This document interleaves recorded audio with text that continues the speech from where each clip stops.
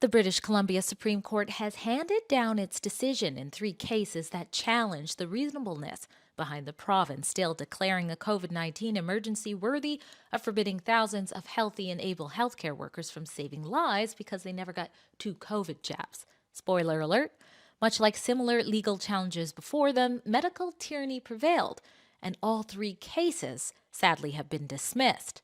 But accompanied with such blows to the right of freedom of medical consciousness for medical professionals came a noteworthy win. Today, I bring you an interview with a physician who played a key role behind one of the cases to talk about it. Drea Humphrey here, Rebel News' bureau chief reporter for the province that has its own unique COVID-19 pandemic. That's right, despite much of the world giving up on COVID hysteria and the mass psychosis that seemed to go hand in hand with it, British Columbia remains the only jurisdiction in the entire country and practically the entire world to be gripping on to a blanket mandate that prohibits COVID jab-free healthcare workers from working in many settings.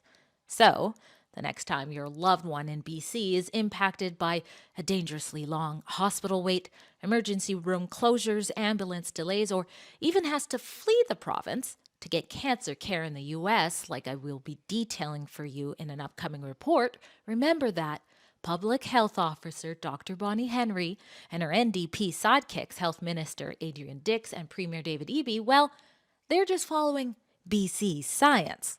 Now, Justice Simon Koval, who has just added to his legacy the crushing of the hopes and dreams of unjabbed healthcare workers desiring to serve patients in a profession they love and trained for without losing their bodily autonomy to the state, just sided with BC's mandate Happy Government. On May 10th, the justice dismissed three cases brought on by healthcare workers who were seeking to prove that Dr. Henry's October 5th, 2023 mandate that claims BC is still under some sort of state of emergency that warranted previous restrictions against such workers to be carried over was unreasonable and breached their constitutional rights. Koval concluded that the orders were proportional and reasonably balanced, except for one distinct exception. I'll link the full decision in my written article, which is linked in the description box below. But joining me now is Dr. Benjamin Turner, a Canadian trained surgeon who would love to be caring for British Columbians if he could, and who is also the president of the Canadian Society for Science and Ethics in Medicine, the nonprofit who crowdfunded to make one of the three cases possible. Here is how the mandates have affected him to date, and also his take on the loss and win. To be perfectly honest, that ended up meaning that I had to leave British Columbia. I'm initially from British Columbia, did all my training elsewhere, but for a variety of reasons, which are sort of beside the topic today, I made the informed decision not to accept any of these experimental vaccinations, and so was unable to work in BC. That was quite disappointing. My family and most of my friends are still in BC. And I've had to move to the United States. A report that came out end of last year, said that approximately 30,000 Canadians died while waiting for surgery or having diagnostic screening. So quite shocking. Now let's jump into the ruling. Justice Koval, in short, essentially dismissed the petition. There is a small and significant win along with that dismissal, but first, tell us how the petitioners and the medical professionals this case represents. What are you feeling? How are you guys taking that? Obviously, we're pretty disappointed. We've been working on this for a couple of years now. As you say, crowdfunded about $500,000 legal bill. And had a phenomenal amount of help from various people in the, you want to call it the freedom movement or whatever else, but people awake to the problems in the last few years, and hit our own pockets harder than anybody, and then in the end, it sort of looks like it's for nothing. Well, we've seen Unfortunately, many losses when it comes to freedom of conscience in this area, whether it be healthcare workers trying to have a complaint against unions who failed to report them, and multiple petitions as well being dismissed. Now, I did cover this the first day or so of this, but for those who don't know exactly what happened in the courthouse, what stood out to you as being sort of like what should have really woken up the judge to hearing your side of this? Well, I was most disappointed in his determination that essentially the security of the person was not breached by these mandates.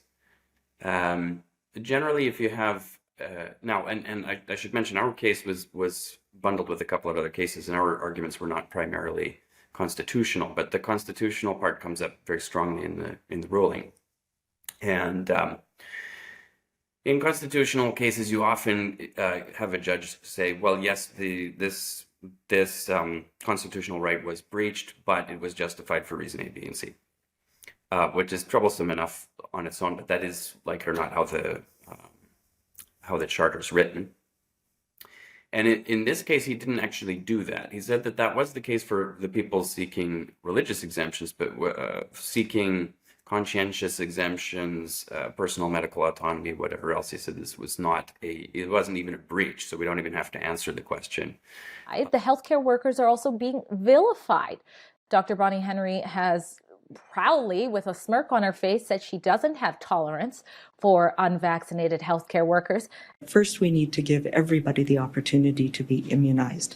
That is really important in healthcare, and I have very little patience for people who aren't immunized in healthcare, and that will be, we've had a vaccinator mask policy for influenza. We will have a very similar policy that if people choose not to be immunized and you work in healthcare, then you will not be able to work in certain settings without taking additional measures. There will be consequences for that. And even recently, Premier David Eby decided to combat a question about why he is supporting the carbon tax by calling people like yourself anti-vaxxers. Let's take a look. This is not the only suggestion from Mr. Poilievre that I think will struggle contact with reality. He and Mr. Rustad, the leader of the Conservative Party of British Columbia, in the middle of a measles outbreak in Quebec, measles cases in British Columbia, are advocating that unvaccinated health workers be given free rein in our hospitals and in our long-term care homes. Let me be clear. Measles kills babies and toddlers. That is reality. Unvaccinated health workers, if there's a measles outbreak in British Columbia and it's spreading in community, will bring measles into our hospitals. I am certain that if Mr. Poilievre succeeds in being elected to Prime Minister of Canada, that I will find a way to have a working relationship with him. But I hope that if he does attain that office, that he bases his decisions and his work with our province on reality and on the lived experience of British Columbians instead of on ideology and campaigns, because that is not what British Columbians want. They want to be safe in the hospital, they want support with affordability, and it matters whether or not the province administers this, and it matters whether or not unvaccinated health workers get access to our hospitals in terms of their safety and affordability for British Columbians. What's going through your head when you see that?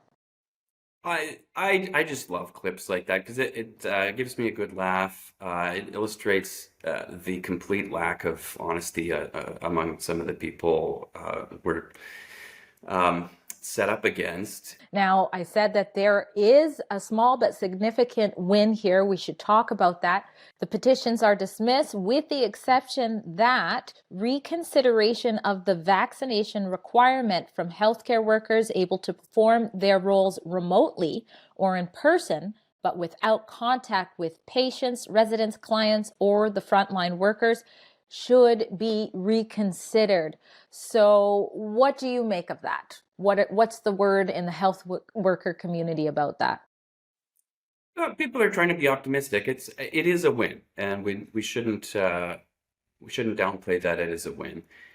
And it's a win, in my opinion, because it illustrates that the provincial health officer, after all, doesn't have divinely protected wisdom, and she can say things that are totally bonkers, like that you need to be vaccinated to work remotely with patients. One of the main arguments that the PHO was putting out in all of these are constantly refreshed, of course, because we have an endless emergency. Anyway, in all of these orders, one of the arguments saying that we need to have mandatory vaccinations for healthcare workers was because otherwise we're all going to get sick, and that'll strain the system to breaking point. So we're going to have to have everybody vaccinated. And that applies also, and they explicitly mentioned this in their arguments before the court, that also applies to people working remotely. We don't want them to get sick, so they have to be vaccinated. My understanding is this is just saying just that. The justice thinks that Dr. Bonnie Henry should reconsider. It doesn't necessarily mean they're going to get their jobs back. So we will be watching closely. And I suppose those who are concerned about this might want to make that concern clear with the NDP government. Well, as I say, this has really illustrated that we need to fix society at a far more fundamental level than winning court cases. I think court cases are like politics, they follow culture. And what we need to reestablish is a culture of dispassionate scientific scrutiny. So getting off the headlines and constant watching, gruesome videos on CNN, actually get back to basic rules about data interpretation, data gathering, asking the right questions, and then being honest about the answers. That's within medicine. Within the broader society, getting back to the sacred nature of the person and of the person's right to make basic decisions about his or her health. There should be a greater horror for imposing medical treatments on people who don't want them, and I think we've lost that as the generation that remembers World War II has moved on.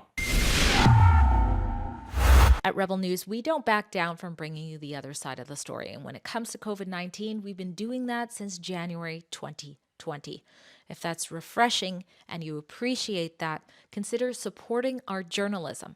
Unlike 95% of media in Canada, we don't take $1 from the Trudeau government. Instead, we rely on you to tell the other side of the story. So if you appreciate that, a fun way to support us is to go to our Rebel News store at rebelnewsstore.com and buy yourself some fun patriotic merch. And you can use coupon code DREA10 to save when you do.